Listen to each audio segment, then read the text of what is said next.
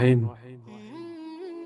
فصل لربك وانحر وقال رسول الله صلى الله عليه وسلم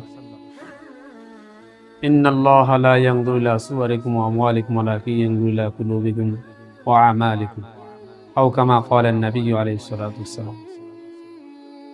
সম্মানিত শ্রোতাবিন্দু, আমরা যারা একে একে ৬টা পর্ব দেখেছি তাদের জন্য সপ্তম পর্ব খুবই চমৎকারী একটি পর্ব। এই পর্বটা হলো কোরবানি পশু জবে করা প্রসঙ্গ। নিজের কোরবানির পশু নিজে জবা করা উত্তম। যদি নিজে জবে করতে না পারি তাহলে জবের সময় অন্তত সামনে উপস্থিত থাকা ভালো। হ্যাঁ, মহিলারাও যদি পর্দার ব্যাঘাত না ঘটে তাহলে সামনে উপস্থিত থাকা এটা উত্তম। নবী সাল্লাল্লাহু আলাইহি ওয়াসাল্লাম থেকে বর্ণিত।